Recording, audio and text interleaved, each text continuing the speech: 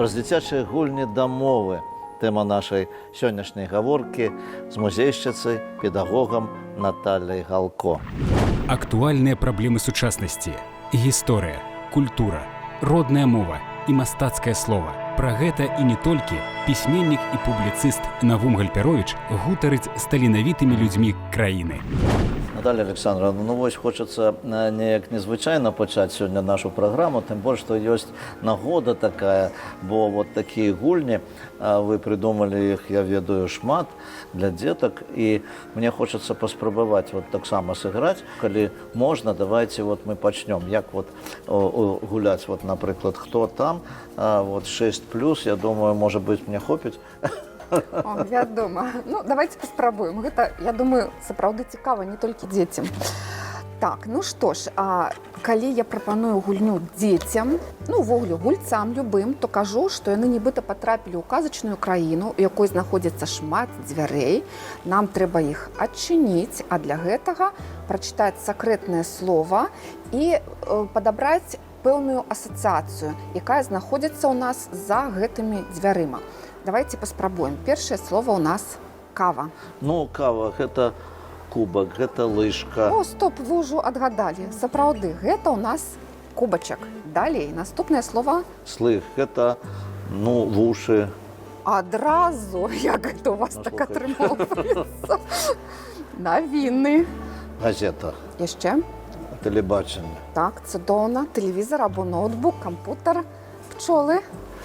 Вулей. Зараз людзі скажуць, што я вам падказвала. Так, восень. Восень гэта дрэвы. Так, сапраўды, яшчэ. Яшчэ жоўтае лісце. Прадмет які-небудзь? Прадмет гэта канапа. Цудоўна, ніхто яшчэ так не казаў. А яшчэ тое, што патрэбна нам восенню вельмі часта. Калі дождж? Парасон. Парасон, сапраўды. Так, давайте яшчэ некалькі. Мора? Мора гэта лодка. Так. Шлюпка. Гэта вада. Кузякін, давайте апошняе. Зерня? Зерня гэта ралля, ну, жыта. Так, напрыклад, колас, так, вы малайчынка, можна толькі папляскаць у далоні, цудоўна. Але глядзіце, гэта яшчэ не ўся гульня. Цяпер мы павінны здагадацца, успомніць, а якое слово было там, на саміх дзвярах. Урэшце атрымоўваецца гульня, якая спрыяе развіццю лексічнага запасу гульцоў, развіцця ўвагі, памяці, логікі, то бок, ну, шмат усяго. Але галоўнае – мова. Я уяўляю, як малым гэта цікава, і галоўнае, што яны пазнаюць і мову. А калі да вас вот прыйшло такое жаданне ствараць вот такія вот гульні? Напэўна, паспрыяла мая праца. Я па спецыяльнасці настаўнік пачатковых класаў. Некаторую частку свайго жыцця прапрацавала ў школе, а яшчэ ў мяне быў досвед працы ў адукацыйных цэнтрах, там, дзе я працавала зусім маленькімі, вучыла іх чытаць, і не толькі. І тады з'явілася нейкае такое разуменне, што дзеці хутчэй за ўсё лягчэй вучацца менавіта праз гульню. І вельмі часта мне сябры казалі, ну табе ўжо трэба напісаць нейкую дысертацыю ці што-небудзь яшчэ. Вядома, мне гэтага не хацелася, але потым нехта падказаў, што ёсць у нас такі конкурс сацыяльна значных праектаў, на які можна падаць і свой праект. І тады літаральна за некалькі месяцаў я знайшла мастака, які мне аформіў мае задумкі некалькі, і атрымаліся настольныя гульні. Я падалася на гэты конкурс, правучылася там, мне здаецца, месяцы 3-4. Трэба было прайсці нейкія выпрабаванні, і ў выніку я выйшла ў фінал і нават атрымала падтрымку у якасці друку настолак. Ну і вось гэтыя кніжкі пісаліся паралельна? Гэта ўжо было крыху пазней. Я звярнулася ў беларускія выдавецтвы з просьбай дапамагчы мне друкаваць настолкі. Але я так разумею, што з настолкамі яны не сутыкаліся раней, таму мне не тое, каб адмовілі, а прапанавалі пачаць са сшыткаў. Вось. А атрымоўваецца, што настолкі з'явіліся з майго досведу выкладання. Я распрацавала цэлую методыку па навучанні чытанню. Спачатку яна была на рускай мове, але пасля з'яўлення настолак я стала больш і больш размаўляць па-беларуску і зразумела, што вось менавіта на беларускай мове бракуе такіх рэчаў. І з'явіліся вось гэтыя шытачкі. То есть гульні вам дапамаглі перайсці да беларускую мову? Так.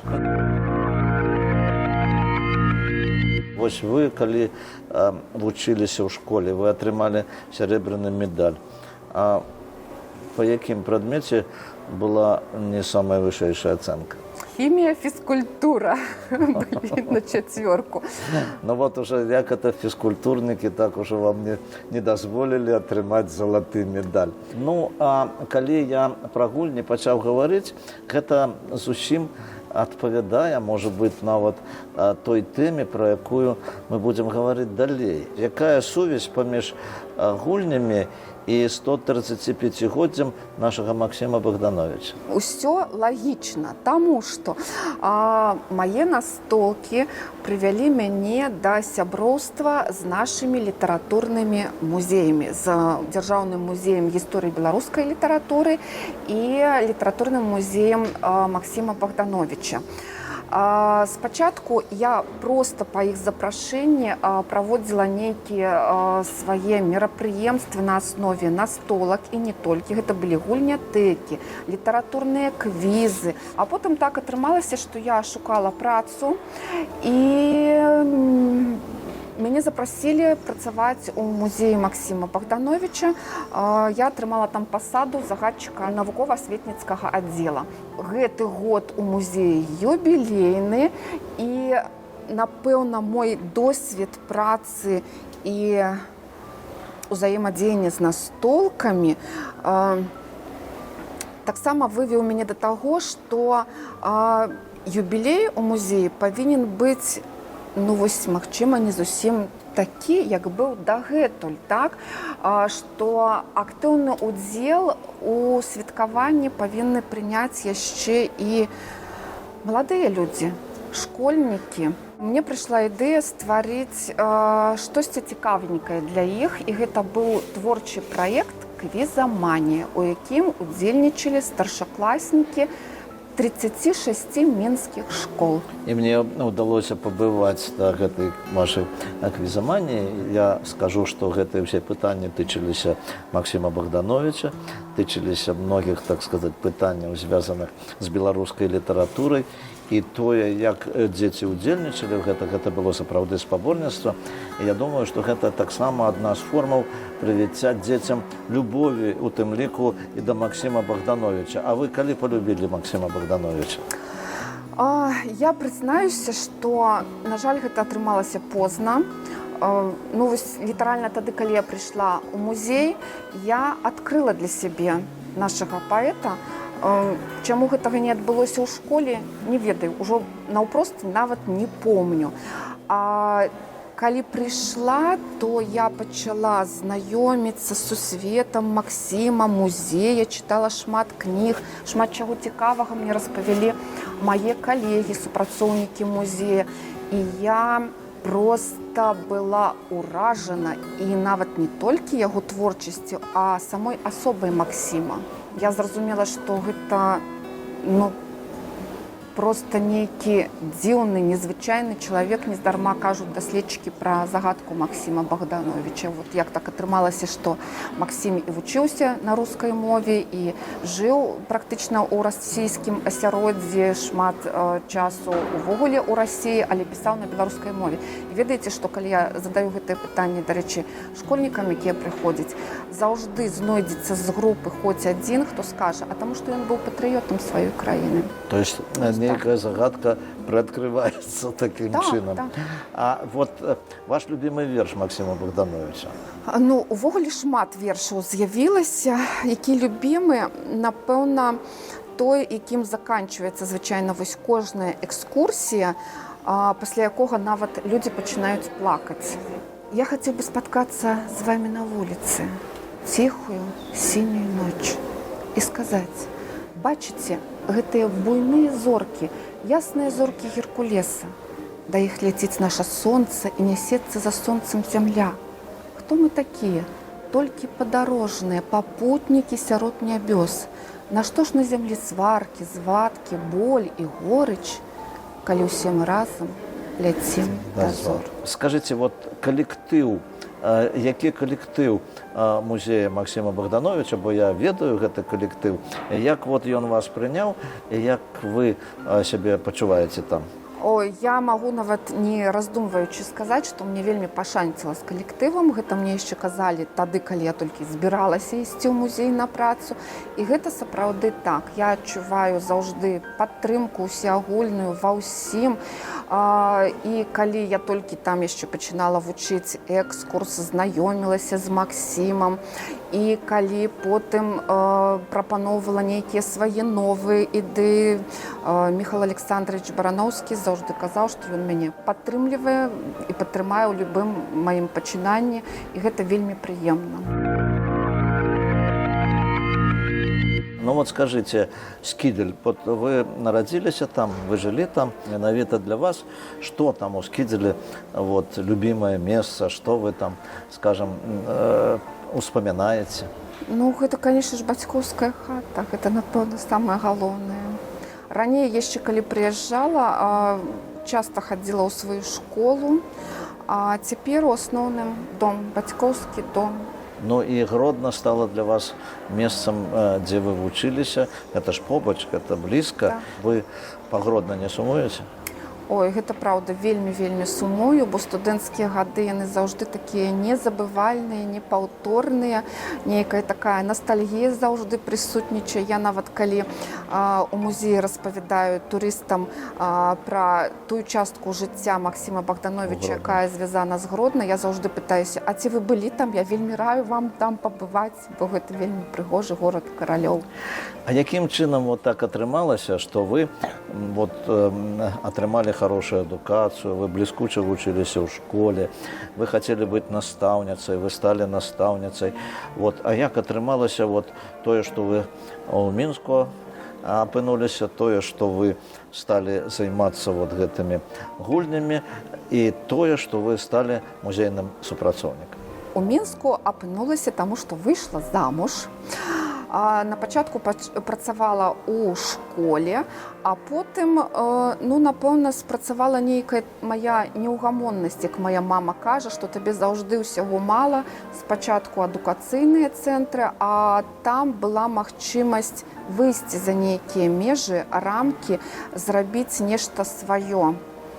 І менавіта там з'явіліся настолкі, а потым ужо ўсё астатняе. Ну, музей гэта надоўга? Ой, я спадзяюся, што так, бо мне вельмі падабаецца праца там.